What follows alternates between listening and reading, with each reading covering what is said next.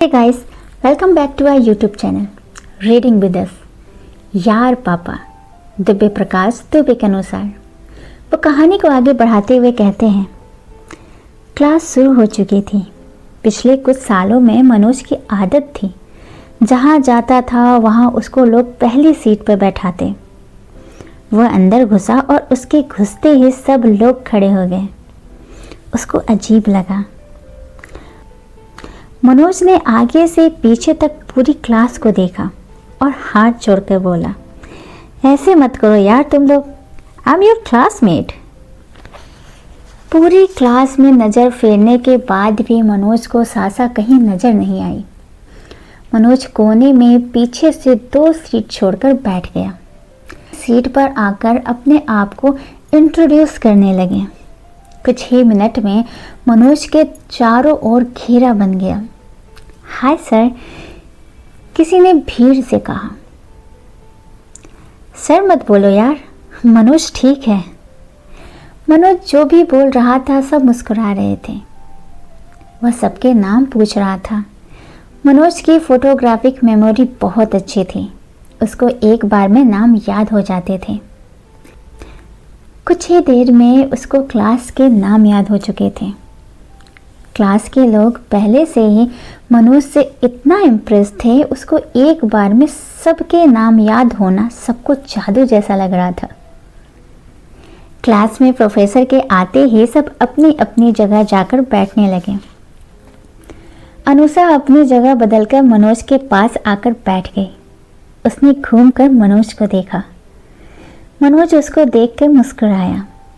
अनुषा ने थोड़ा सा पास आते हुए कहा, मैं अनुषा, सासा की रूममेट।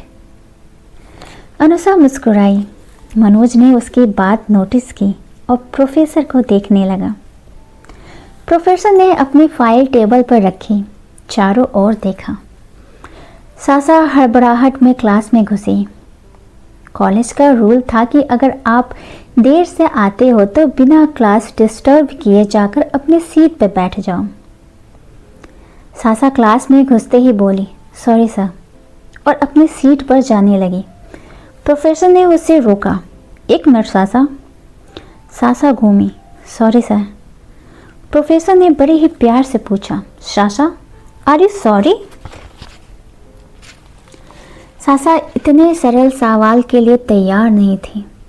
प्रोफेसर ने दोबारा पूछा, आर यू रियली सॉरी? सासा के पास कोई जवाब नहीं था। प्रोफेसर ने सासा को बैठने का इशारा किया। प्रोफेसर की नज़र कोने में बैठे मनोज पर गई। वह मुस्कुराया। प्रोफेसर ने कहा, हेलो सर। मनोज और पूरी क्लास हंसी और बाकी सब एक साथ बोले, सर मत बोलो यार। सासा आगे वाली सीट पर बैठ चुकी थी। मनोज उसको देख सकता था, लेकिन सासा मनोज को नहीं देख सकती थी। अनुषा अपनी नोटबुक के पीछे वाले पेज पर कुछ डिजाइन बना रही थी। ऐसा माना जाता है कि हम रैंडमली जो चीज़ें अपनी नोटबुक के पन्नों पर बना रहे होते हैं, उनसे हमारे मन के बारे में पता चलता है। सासा ने जो बनाया था वह एक गहरे कुएं के अंदर आड़े तिरछे फूल जैसा डिजाइन बना था। मनोज के होने से क्लास में अलग ही माहौल था।